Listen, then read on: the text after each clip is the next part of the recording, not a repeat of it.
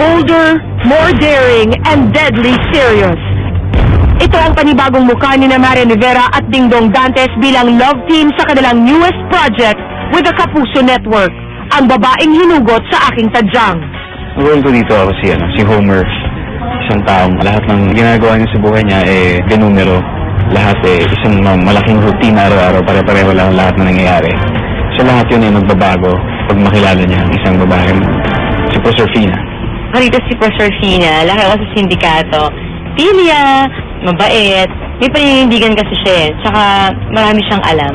Medyo may pupunta tayo sa psyche ng tao Gugugutin mo yung mga bagay sa experience mo, sa malungkot, sa masayang experience mo.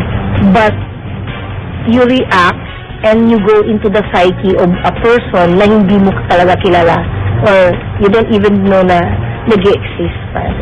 Marami ang nakakapansin na mas lalong naging close sina Maren at Dingdong sa isa't isa. Ano nga ba ang masasabi nila sa pahiwatig ng kanilang fans about their sweetness?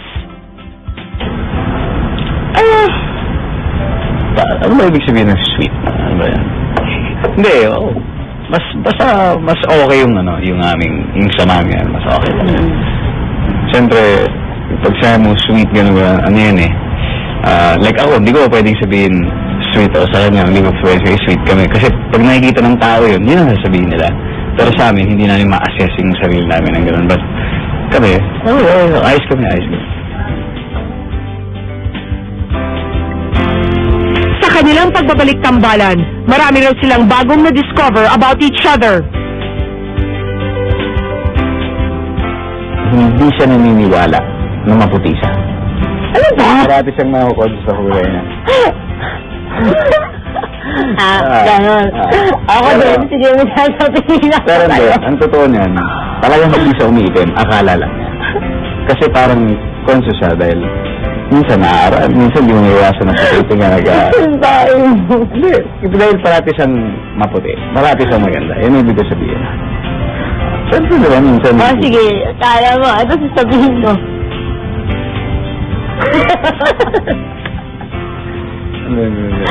Hindi. Sige, ganito na nga. Hindi, kasi nagda-diet siya, di ba?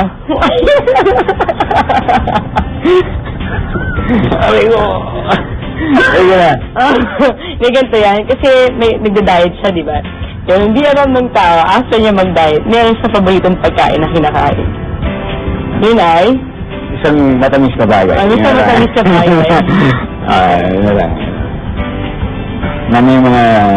May mga palamuti.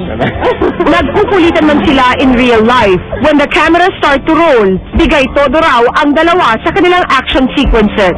Sightseeing din kasi naghahabulan kami, tapos ang taas ng bahay. Medyo first time ko lang nagawa yun May pagka-akit bahay kasi siya rito.